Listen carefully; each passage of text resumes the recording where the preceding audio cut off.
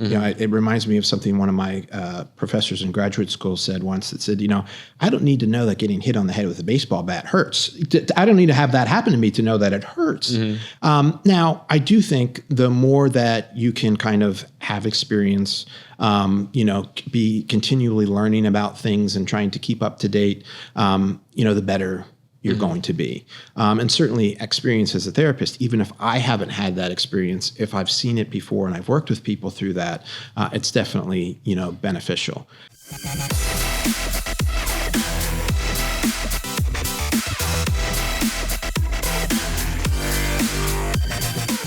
Welcome back to the Lead Lamp Podcast with Brett Wiley. This week, we have Mark Verber from Epic Counseling Solutions in Camp Hill, Pennsylvania. So Mark has been around in the area for quite some time and very interesting. So we work a lot with you, but we're not going to talk about that today. We want to talk about, what you do in the area, kind of your brief history and background in the area, and then kind of how you got into counseling and what that means to you. So thanks for coming on. Well, thank you very much for having me, Brad. I appreciate the opportunity to come and talk a little bit. And I'm a licensed professional counselor, and I own a private practice called Epic Counseling Solutions. As I sit here and you ask me this question, I can't imagine doing anything else. Like, I don't know what second choice would be at this point. Yet it wasn't always the case.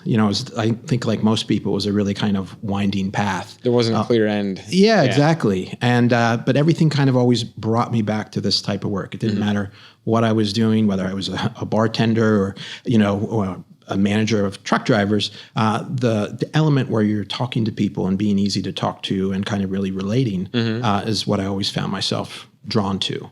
And I did, grow up in this area. And when I think about kind of that winding path to get here, what stands out to me the most is really the people that have supported me along the way. I think, we all need some guidance and some support along the way. And you might not realize that that's what they're doing when they're doing right. Absolutely. I mean, the first people are, of course, my parents. I always say that I won the parental lottery.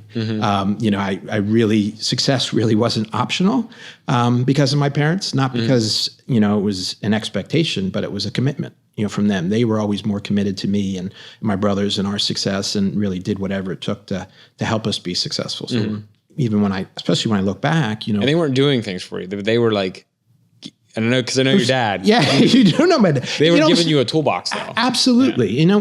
It was some of both. But even when I stumbled, I always found a way to fall forward because of the support, that they provided. Right. And even to this day, my parents are still very supportive and value that support. But in addition to that, the coaches, professional colleagues and mentors, absolutely. And when you kind of mention that wasn't always just giving it to your support. I think that's for me, but a lot of people, the great value in athletics and sports. Oh yeah. I played football for Cumberland Valley, and that was my thing when I was in high school, and it was very serious and teaches you a lot of discipline. Absolutely. Yeah. And my high school coach, who's very well known in the areas, unfortunately since passed, Tim Rimfel, was just this huge kind of. I felt like he was 10 feet tall at the time, but he was big in stature, but big in personality. And we all wanted to play for Coach Rimfel, but we all knew that it was tough to play for Coach Rimfel. Right. And so he certainly didn't always tell you what you wanted to hear. I remember specifically this, I've told this story before because it stands out to me so much that, when I was younger, I really liked to lift weights. That was a natural strength of mine. So I really focused on being in the weight room and lifting weights. I wasn't as good at, running short or long distances. Wasn't my thing. I wasn't like you. So I remember one day very distinctly when I was like a sophomore and we were at, weights and conditioning. And it was a max out day. And I had this like banner max out day. It's like I was on cloud 9. Yeah. And everybody was coming up to me and, congratulating me. And there's probably easily 100 athletes there, all these coaches. And I'm feeling on top of the world. Yeah. You're on cloud 9. I'm on cloud 9 and everybody's letting me hear it, setting personal records, all these types of things. And I see him walking over to me, Coach Rimfel. And I'm thinking in my mind, this is it. like, this is going to be my moment. He's really, I mean, he can't not give me my due for this, right? And so he walks over and real serious, and he said, "Oh, I heard you had a good day in the weight room." I said, "Oh, yeah," and I'm just waiting for it, and he says to me, "I don't care if you can lift the house if you can't run around it. You will never play for me if you don't get faster." Man. And I was crushed. I was crushed in that moment. And yet, as pissed as I got faster. He told me what I needed to hear. Absolutely. He told me what I needed to hear. And those types of lessons that came again and again from people like him, certainly have supported me in kind of getting to this point, where I am. And inside, he probably was proud of it, but like he knew, well, I'm going to coach you. Like Exactly. Whatever you're doing is a byproduct of what I'm coaching you to do. So like, this is great. And inside he probably was like, yeah, that's great. But he could have been a cheerleader. I got to give you an edge. Right. Yeah. He could have been a cheerleader, which I would have felt great in the moment, but he was a coach instead, which is really what I need. Yeah, to put another chip on your shoulder. Yeah, exactly. Yeah. That's good though. I mean, but in the moment as a teenager, you don't always recognize it that way. But later when you reflect on it, you're like, okay, that was a big life lesson. No question. That's awesome. So you had some mentorship and obviously great leaders early on in your life, but what progressed you to kind of realize, you said you had a storied past as far as different professions, but like what made you take that jump into, I think I want to do this. I think I want to do counseling. And even that, I don't think it was one thing. And I think, when you think about a career, it was like a resume that built up. Well, yes, absolutely. And I think there's a moment where you think, maybe I could do this. And there's another moment where you decide that, I am going to commit to doing this. But then even, for me, I had this moment later on, and I could tell you the story that, it resonated with me, and I embraced this is what it really means to be a therapist. Because I think, it's really easy. We all want to be passionate about what we do. Right. And the reality is it's really hard to be passionate when you're not competent. And none of us are competent in the beginning. Right. So when I see people coming in and they don't know what to do, and they don't know what direction to take because they're not sure what they're passionate about, you got to start doing it before you really get passionate. And you'll find, no matter what it is, if you're into that thing, you'll find passion as you do it. Exactly. And everyone's passion probably looks different than everyone. If we have the same hobby but have a different passion for it than each other, but that's something, like you said, you have to develop as you're crafting. You're building that craft. Yeah. And so for me, when I would consider doing it, I would do the work, I would really like it, but it's just never quite sure for a time being. But again, always kind of coming back to it. And then, again, with having some great, colleagues and mentors within the field, it really helped me, see what I couldn't see, have confidence in me. I think as a therapist, I learned that, people need to borrow my confidence sometimes, my confidence in them, or to help them see the path when they have a hard time doing it. Yeah. And I had the benefit of other people doing that for me, and that was very helpful. But I can tell you, to talk about the moment where it really kind of clicked for me and it resonated that, man, this is what it means to be a therapist, and this is what I want to do. It was much earlier in my career, and I was working for a program. It was called the Specialized In-Home Treatment Program, where you worked in teams, and we worked with youth who had acted out in a variety of ways. But it was a really kind of intensive program. So there was, they did individual therapy, they did family group therapy, all, several hours a week. We worked really intensive with a small caseload. Very committed. Yeah, you worked, with their probation officers. Oftentimes they were on probation and things like that. So it's this really intensive program. It's a great program. And I was just starting out there and with my initial caseload. And one of my initial clients, soon after we started working with them, got detained by his probation officers for probation violation. So this 14-year-old kid who had barely ever been off his block, in Allison Hill, probation officers came to his school, took him away, and put him in Schaffner Youth Detention Center. I get this news that this young man that I've been working with had been taken to Schaffner. So now all your work Like, you're like, what do I do now? Or Exactly. So I talked to the probation officers in Schaffner, and they said, well, you can go visit them there, but you have to wait 48 hours. So for 48 hours, all I can do is think about, how should I handle this? What should I do? Do I need to be, motivational or inspirational? Do I have to try to make it light? I didn't know how to handle a situation like this. I certainly asked other people for their input, but for 48 hours, I'm wondering, what do I do? How do I handle this? I know this young man, especially young in your career, that's got to build some anxiety on your part too. Like, no question. I don't know what to do here. Exactly. Yeah. I had no idea what to do. I had no idea what to do. And all 48 hours I'm thinking about. So finally that 48 hours later comes. I'm at Schaffner Youth Detention Center. I've never been there before. And, they take your ID, they check you in, you wait, and they bring you back, and they have what they call the Sally port, where the metal doors close in front of you and close behind you type of deal. It felt like the real deal. I mean, it was intimidating experience. Absolutely. Yeah. I can't imagine what it was like for him if I was an adult. So then they take you back into the little room, and it's a metal desk, 2 metal chairs. That's it. So I sit in this little metal chair, and even then, minutes before he comes back, I'm still thinking, how am I going to handle this? What should I say? So finally, they bring him back, and he's wearing this gray, standard issue sweatsuit that was probably worn by 1,000 people before him, and sit him down. And I'm still thinking, how do I handle this? What do I say?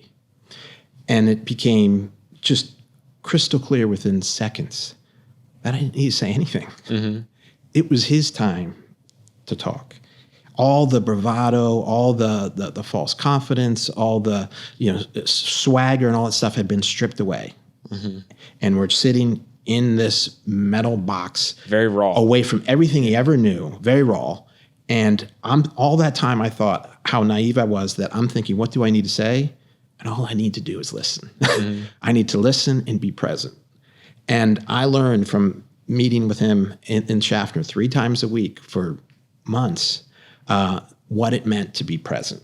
And that's really what it is to be a therapist. You might get paid to show up, but you earn a living by being present. And that's where it really resonated for me. That, aha, this is what it really means to be a therapist. It forced us to kind of connect in a way where there wasn't any thrills, or frills, I should say. There weren't any distractions. There wasn't any other things that could be going on, because that had all been kind of stripped away. Yeah, you're not thinking about what's coming next or what's after this this meeting or whatever, because that's really it. You have till the next time you come in.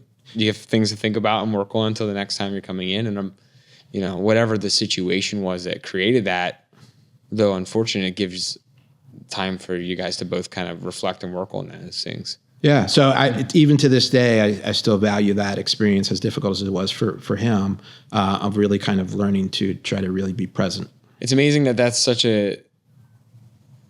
I would not think of, that being the moment where you're like, man, this is what I really want to get into and dig into, because it kind of, if you told people normally, it seems like a dark moment for somebody, but although it is, even for you, it was probably still an intimidating and not the greatest time, but you made light of that situation and created a positive thing from it. So yeah, absolutely. And that is, when you talk about it was a dark moment, one of the challenges of being therapists, the people that come in, you are dealing with a lot of dark moments. The blessing of that is by being able to relate to people, you can make those dark moments a little bit more manageable, even if it's in that during that session. So maybe back it up even a little farther, like when you graduate and you got those letters and now you're a therapist, you're a licensed therapist. Like how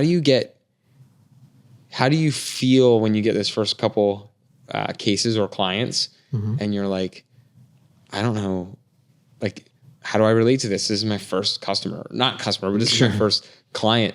Cause I feel like I would have some imposter syndrome in a way where I'm like, never experienced that before. This is my first real client. Or in school, do you have like formalized training with some of that ahead of time before you're considered a licensed therapist? So it's some of both, I guess, to answer your question, that, no human being on this planet, therapist or otherwise, could have every experience that someone would come in. Right. It's whether it's you're not doing gonna what happen. we're doing Yeah. or Yeah, you're a truck absolutely. driver or whatever it is. Absolutely. The good news is you don't need to. You know, it reminds me of something one of my professors in graduate school said once that said, I don't need to know that getting hit on the head with a baseball bat hurts. I don't need to have that happen to me to know that it hurts. Now, I do think the more that you can kind of have experience, be continually learning about things and trying to keep up to date, the better you're going to be. And certainly experience as a therapist, even if I haven't had that experience, if I've seen it before and I've worked with people through that, it's definitely, beneficial. Yeah. Well, and I think the more you can experience, the better it is for you to be able to empathize with whatever situation is going on. Obviously you probably still run into the ones that you're like, this is new to me and that's probably never going to end. But, it's probably, just like you said, whether you want to be a web developer or you want to be a truck driver or a lawyer or whatever, you have to get out and start to experience that. But you're still human. So you still know what goes on in life and still have some empathy skills, even coming straight out and you're as a green or like a new therapist. No question. And then that's why part of it is you really got to rely on people that do have more experience with consultation and things like that. But I think, that you touched on it with the word empathy. It really kind of, it's part of the name of my practice. In the name Epic, is the first letter stands for empathy because I think it, without that, it's hard to do anything else, effectively. And I think it is, critically important to start and end with that, and to know that not only is that important in a relational way, so that they can feel, that you can try to understand or imagine what they're going through, but also that helps you work as a therapist, meaning that, for better or worse, a therapist sits in a room and talks to another person that's going through something. And we don't have a toolkit in a tangible way that you can pull and say, Jesus, this isn't going well. Let me grab the hammer, right. Or let me grab the wrench, or whatever it is. And yet empathy is a tremendous tool because when we are empathetic and able to connect with that, we have a better idea of what's going on. We really want to pay attention to what you're hearing from the person, what you're seeing, and how you feel as a result of what they're talking about, because that feeling is really important because that gives you a connection or a better understanding of what they're going through. Whatever it is, whether it's frustration, whether it's sadness, or it's, any of those types of things, it's really important to try to use that as a tool. Gotcha. And now you've had quite a journey. You brought up Epic. So Epic Counseling Solutions is the company that's your company now. You're running that operating that on your own. So you're also a business owner and you're doing everything else that's involved with business, running a business, as well as, providing counseling and therapy for couples. But you have a couple other things you're working on. I don't know if we might not talk about that today. But I do see individuals as well, couples and individuals. But you do individual and couples counseling. So you've had, a great deal of history in the area and just working with people in the area. But now you've transitioned from, working for or with other groups to opening your own private practice. So you have Epic Counseling Solutions in Camp Hill. That's where we're going to kind of talk about. This is the part of the show where we kind of talk about your business now. And, you've gone through, you're now working on starting year 3. Almost. Yeah. Finishing year 2. Yeah. So kind of walk us through like what the first couple years brought as far as learning curves, not just practicing, but now running a business at the same time. So it's always an interesting story, especially with new businesses, like a little bit of a roller coaster, but I know you've been through it. So let's kind of talk about that. Yeah. And I think, my first takeaway is that nothing happens as quickly as you'd like it to when it comes to business. And that applies to just every aspect of it, really. But I think, it's one of those things that certainly it's exciting. And, on the surface, as far as businesses go, counseling practices relatively straightforward. It doesn't mean it's simple. There's a lot that kind of goes into that, and certainly, going through the experience has really helped me learn that. And kind of you talked about the different aspects that kind of stand out to me. One of the first challenges is really kind of coming up with a name. I think a lot of business owners, go through that, and I think there's a lot of different phases to that. You want to consider so many different things. And there's certainly kind of a long brainstorming phase. Then there's the phase where you get really excited and you share what you think the name is going to be with your wife, and she shoots it down. Go back and thank goodness that she did. She's been tremendously supportive. But you really want something that, not only works on a practical level. But for me, it was one I wanted something that, I could really embrace, that I thought could kind of represent the business and the practice in so many ways. And that's why I kind of came up with the idea of Epic Counseling Solutions, because I wanted something that, people could really relate to and aspire to, something big and grand in that way. You want to be a part of a brand that sounds like you said, inspiring, or there's an allure to it. Yeah. Why just make it by when you can make it epic? Right. That type of thing. And, each letter stands for, one of our core commitments or values.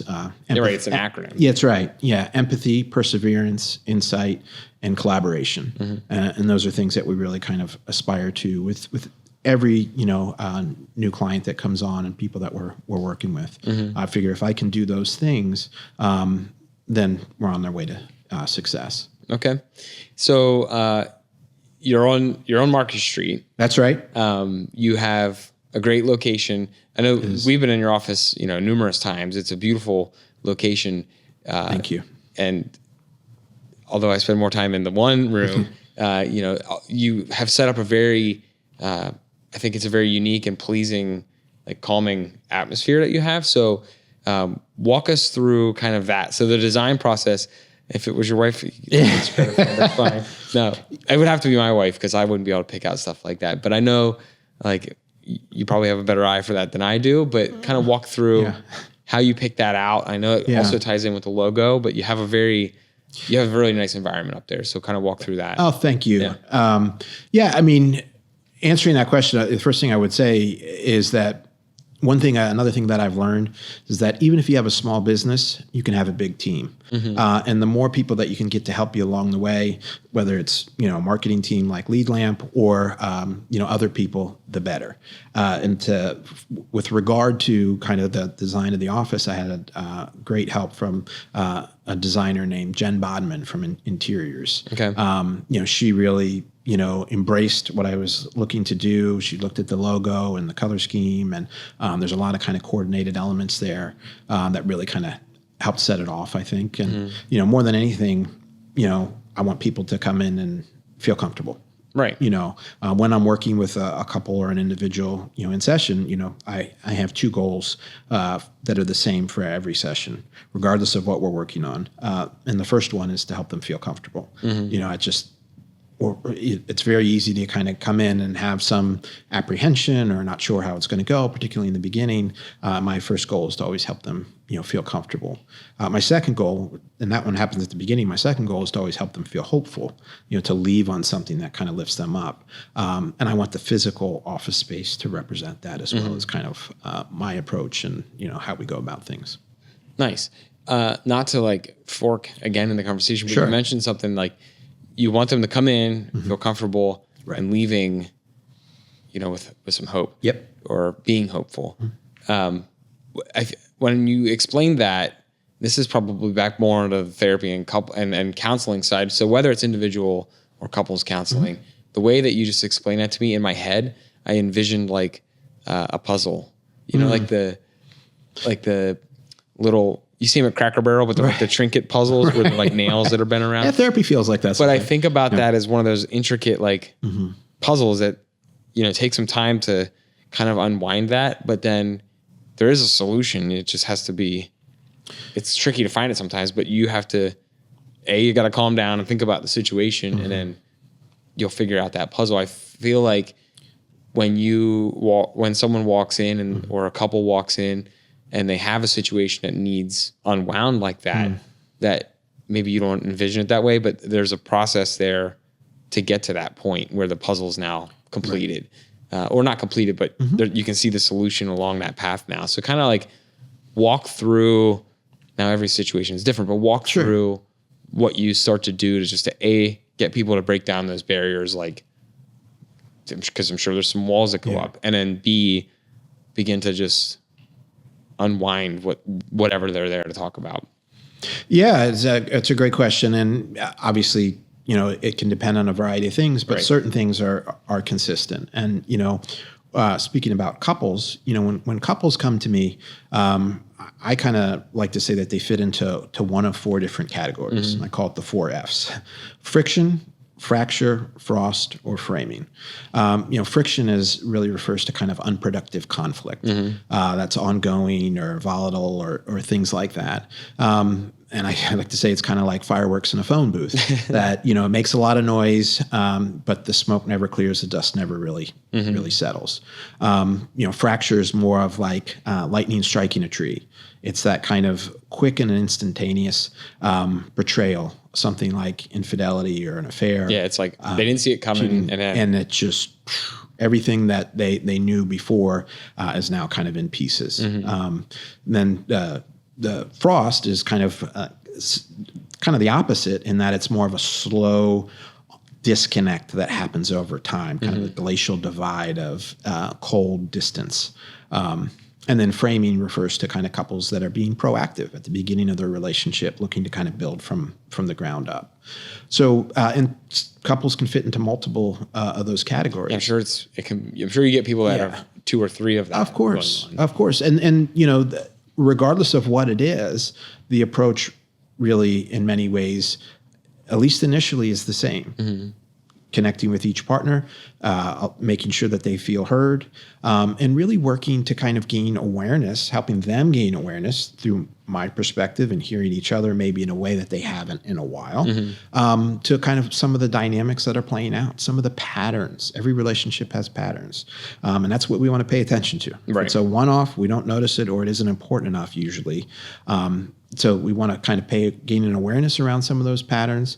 And then we begin kind of working collaboratively to develop some alternatives. If those are the patterns that are playing and they're not serving us, what can we possibly do differently? We don't have to commit to anything yet. We just have to kind of, through that awareness, build an understanding of, what else can we do, some alternatives. And then, from there, we can start to apply some of those alternatives, working through, some of the things that are going on in a, authentic, non-judgmental, comfortable environment, even if there's tension, and even if it's really difficult stuff. I mean, when a couple comes in, dealing with an affair or cheating, that is an incredibly difficult situation for them. That's some heavy stuff. Absolutely. So, I don't say this to kind of, say that any of it is, easy or simple. But we do want to kind of work to help them gain some skills and some experience working through what I call the thrills, the emotional pieces, starting in session, to then kind of translate that outside of session, to kind of build, their confidence and competence to do it more consistently on their own, and in the process kind of make progress. Okay. I imagine that it's initially kind of like tough to pull some of that out of people. And this is just, I've never done this with people. Only my limited experience with that is just being married for 11 years. So like, I kind of understand a little bit of it, but like, I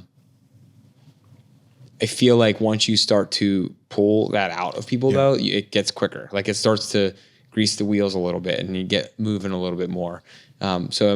Not every case is probably different, but it's still probably rewarding to start to see people open up, and now they're starting to, might get a little emotional too, but at the same time, you're seeing these people begin to work on themselves, and not just, I don't mean these people in a bad way. I just meant like, I get it. You're starting to see everyone that comes into your practice, like open up. And at first they're kind of clamshelled up and they're closed down, or one partner might be, but then they begin to open, and it's probably very rewarding to start to see that process unfold, whether the result is a happy one or ends up being happy in the long run, but might not be what they thought was the best, what the resolution was. It's probably very rewarding though to just see how your patients 5-10 years from now, figure out their life and find a way to move on.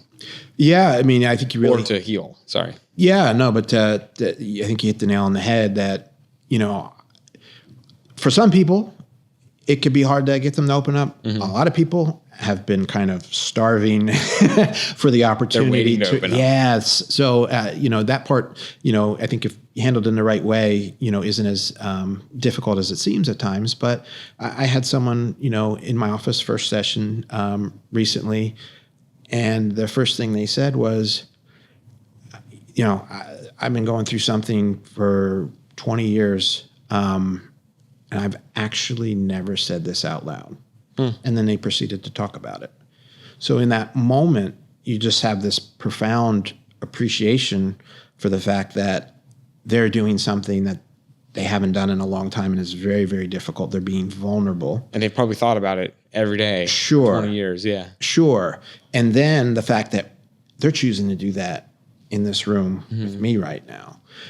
So I think it you appreciate that, but you also, I take that as a tremendous, responsibility to be what I call a caretaker for their vulnerability. That the worst thing in the world that I would ever want to do in that moment is to say or do anything that doesn't honor and validate kind of what they're talking about. Right. And you don't want to minimize the situation. Yeah.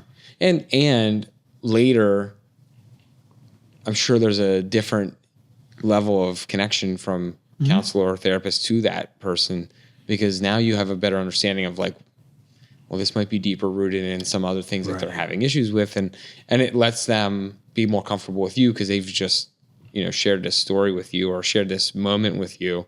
And there's still an end goal that didn't fix the end goal, but now there's a better connection between you guys now.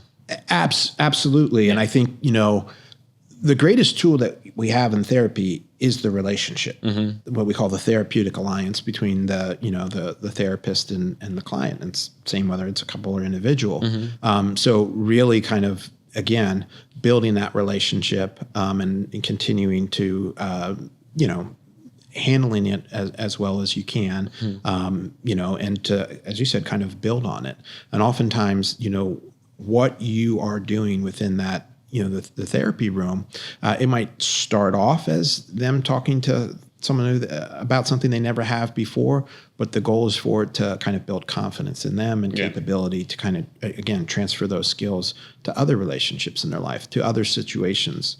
And, whether it's a couple or an individual, oftentimes, a couple will have a particular outcome in mind that they want. Sometimes it's not the same between the two of them. But my goal is, regardless of what that specific outcome is I want them to be able to move forward with confidence, to feel that they've gained clarity, to gain skills, and to help kind of make those decisions of whether to, what they're going to do to move forward. Right. Hopefully, in most cases, the goal is for them to kind of repair the relationship and move forward, together. But either way, I want people to have that kind of confidence that they're, more informed in the decision and more capable in whatever happens next. Yeah, and that outcome might not always, as you said, might not always look the same as what they envisioned it in the beginning.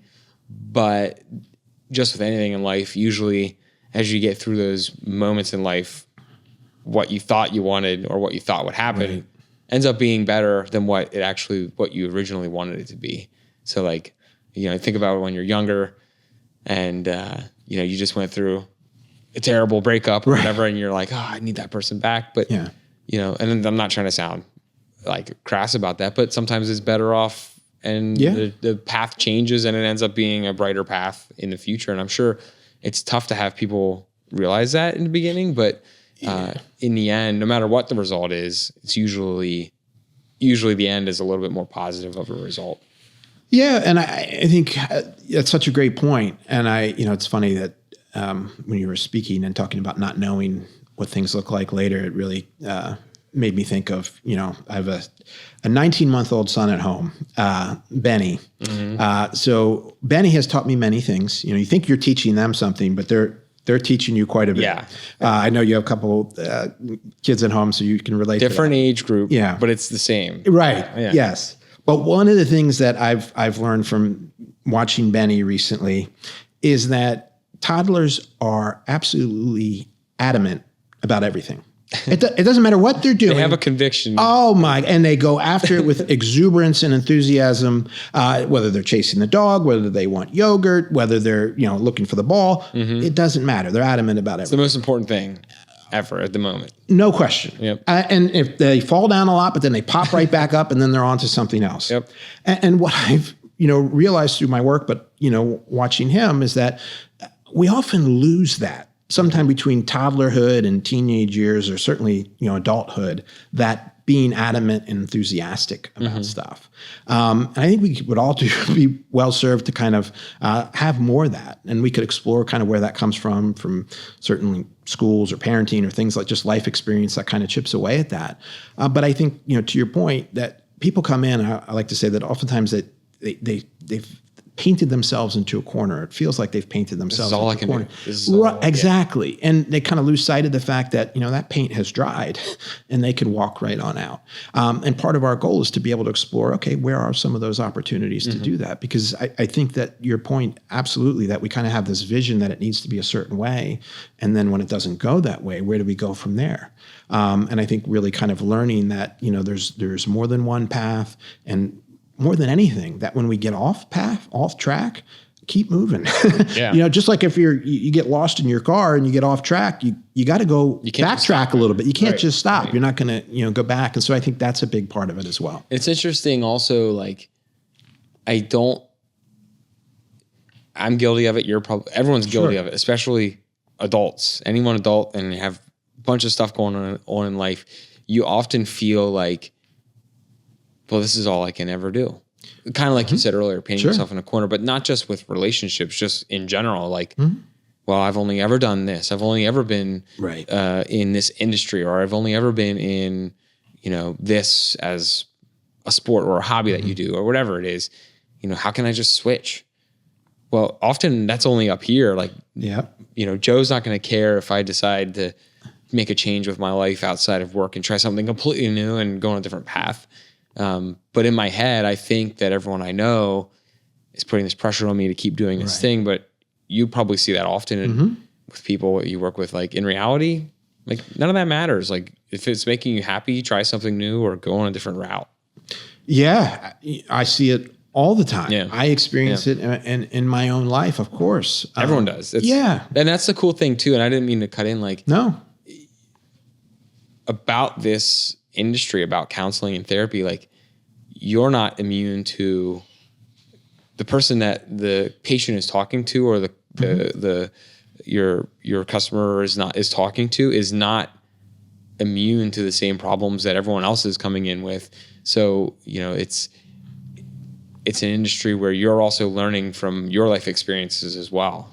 And thank goodness I'm not immune to those things, because I wouldn't be able to be effective as a therapist. Right. It's the fact that I can relate to those things, even if I haven't experienced them. But I could say probably I certainly do, probably daily, have someone talking to me about something going on, and I'm thinking, oh, geez, I'd probably do that with, in my relationship, or, that sounds like me. And it is that, people want a therapist who is capable and informed, but they're looking to relate to somebody, not somebody who's unapproachable because they're perfect and they know everything. Yeah, that first of all, I certainly don't, but that's not what is effective. Right. And I think that's a really kind of important thing to kind of keep everybody grounded within that process, and again, stay present, as I said before. Definitely. So that what you're saying is you've never had a disagreement with your wife or of anything not. Ever. It's always just just don't ask her. Yeah. But again, it's very relatable, and people will, it's funny, people will ask me that question much more about couples counseling than ever individual counseling. Yeah. Hey, has this happened? Do you ever have, and of course I have. I get defensive. We disagree about things. I do this. And I think, that's human nature though. Absolutely. Yeah. And again, there isn't, success in a relationship isn't about being perfect. It's about having a process, a deliberate process that you can apply with persistence to keep coming back and repairing when you miss the mark. Yeah. I was gonna say, it'd be boring and more annoying if we never had anything to Right. work on either. Cause like, what would you do? I don't know. With as busy of life, and you'll find out too, with as busy of a life as you have, once you start adding kids, 2 kids, and then all these activities, that would be I couldn't imagine being in like a zippered up, perfect household like that, just because you'd have nothing to fix or you'd have nothing to work on. And that's part of like experiencing life, I think. No, absolutely. And I think, especially in this day and age, and there's a lot of people that talk a lot about this in the field, but what we expect of a relationship, if you think about it, it's not just, a partner. Mm-hmm. It's a roommate. It's someone who you're parenting with. It's someone who you're making financial decisions with. It's all these types of things. And so, it's gotten more complicated with the way our lives are now. So to expect or anticipate that there's not going to be friction as part of that isn't realistic. And the reality is not only, is it not realistic, but it is from that friction. Like to say friction is the start of traction. It is from dealing with conflict productively that oftentimes can help bring couples closer together.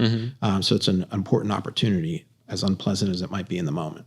Yeah. Well, no one wants pain, but sure. But at the end of the day, it's usually what you realize has made a stronger couple or stronger individuals out of it too. So, all right. Kind of in summary here, what would you say is, we already talked about the most rewarding part of just being able to provide this service and being able to, like you said, in a very simplified way, you're talking to people and you're coming to conclusions with couples and individuals. But what would you say is like the most rewarding part about doing this back in like your hometown? You're in your area you grew up in. You didn't move to a big city and do this, but like you're in Central PA. You're providing this service to a community that, you obviously, your family has deep roots in, and they're very passionate about this area. What's the most rewarding part about that for you and being in Epic Counseling?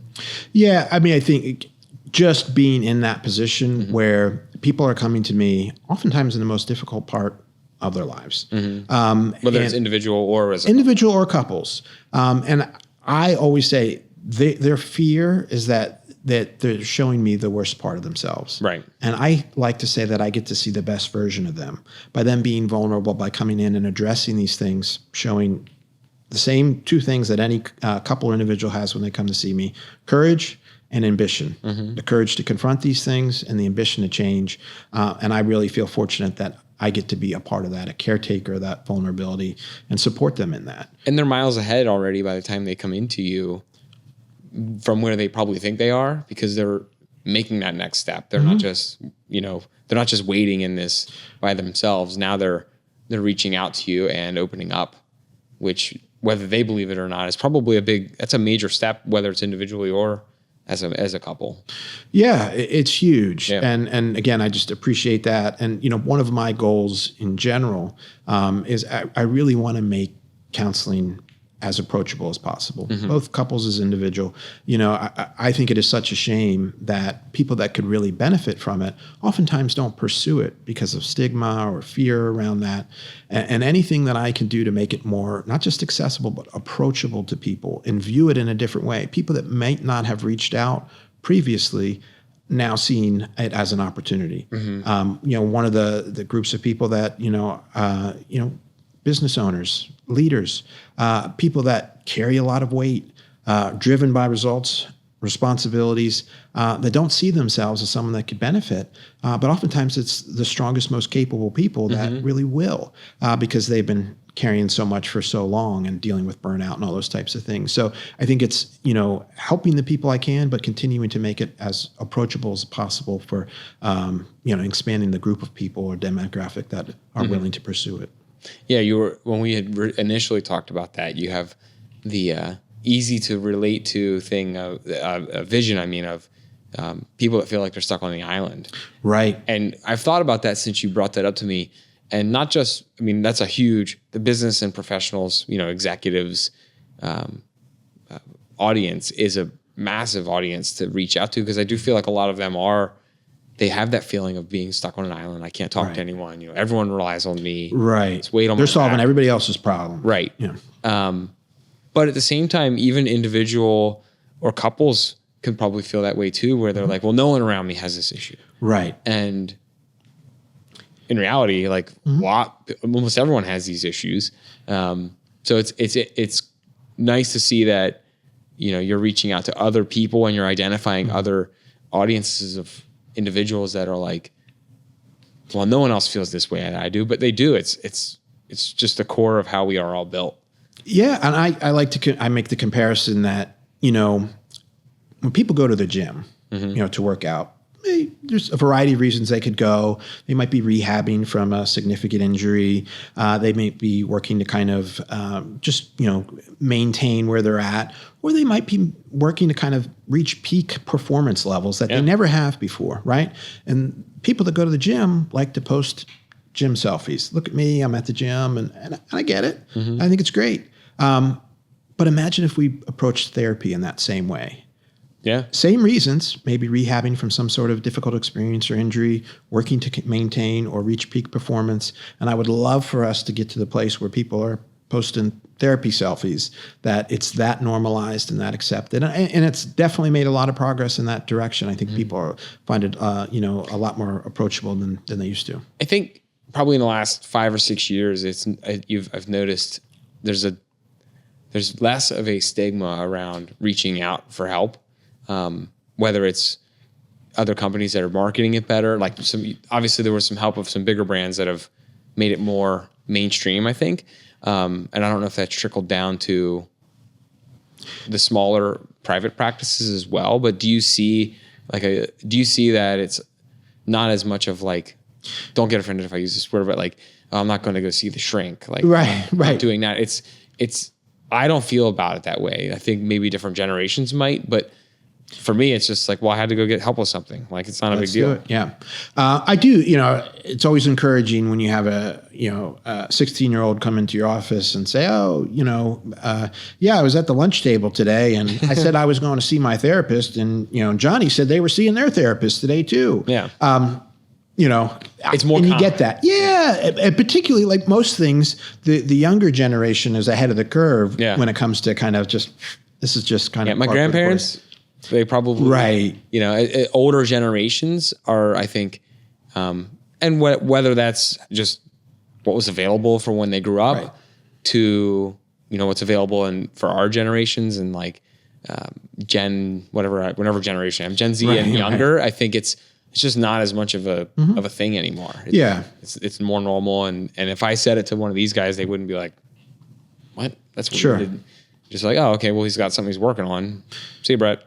It wouldn't be a big deal. Yeah, and I'm encouraged because of that, and just to think of the value that it can have. And when you're talking about couples, if the divorce rate's close to 50% right now, imagine if it would be less, chipping away at that just a little bit. How many kids would be saved from going through a divorce situation? How many relationships could survive and, really not have to go through that painful, difficult experience? So I think there's, still plenty of room for improvement there. There's always room to grow. Yeah, absolutely. Yeah. I mean, even if you're by yourself saving a handful a year, that's a massive impact down the road that you don't even know, like, the ripple, what is it? The butterfly effect? Like the ripple of you helping a couple or somebody out right now in 5, 10, 20 years, who knows what that change had on their life. And I'm sure you experience that daily. Yeah. I like to say that, I never see my best work. Right. Because it happens long past the time that I'm. Well, the one thing you were saying too, it was funny. And I never thought about it till we talked was, if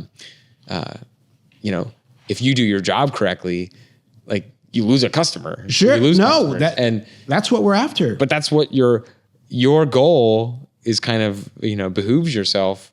But then again, there's always other people that need help too. So it's not like there's never, and they come back later, you've said, for other things too. So it's nothing makes me happier than people seeing their goals. It really is the case. The joy and how fulfilling that is, to see them make progress and move beyond is. It was just funny when you explained it it was a couple months ago we were talking, and you're like, well, if I do my job correctly, like, they're out of my practice, then maybe they might come back later for something, but but that's what we're after. But that's what we talk about that, with them. We have goals that we're working towards, and that's all part of it. Absolutely. Yeah, no.